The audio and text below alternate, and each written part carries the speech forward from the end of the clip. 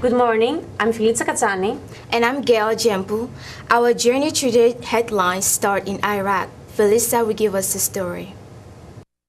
After withdrawing the last of its combat forces from Iraq in 2010, the U.S. now says it will bring home its remaining 46,000 troops by the end of 2011. The question is, will Iraq lapse back into ethnic and religious violence when they leave? There is an anxiety about the U.S. pullout in both nations. More than 60 people were killed in a series of Iraq bombings just days after the U.S. withdrawal. Tensions are threatening to not only invite new violence, but also tear apart the country's fragile political arrangement. Many describe the situation as a ticking time bomb.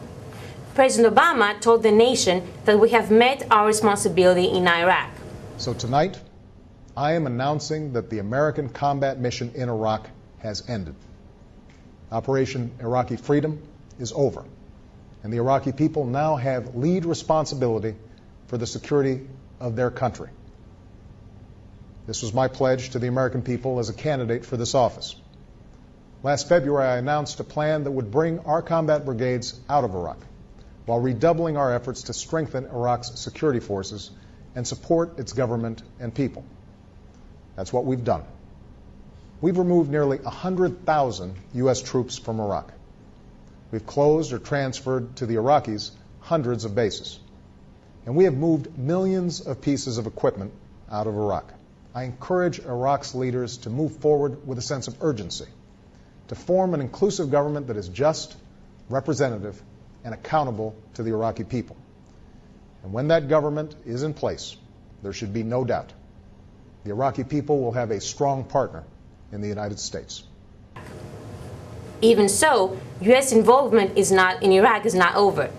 Iraqi president met with Obama in Washington, where they pledged to proceed with a defined equal partnership between the nations. Iraq has requested more U.S. military training, the details of which will be negotiated next year. Moving to a different topic, Gail? Thank you, Felicia. The North Korean president recently died of heart attack on December 19, 2011. As we know, North Korea is a communist country, but the burning question is, will it remain communist or not? After some serious research, I was able to finally answer this question.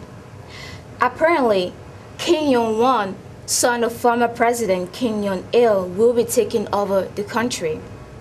Even though Kim Jong-un is only in his 20s, it's said to have formidable management skills like his father.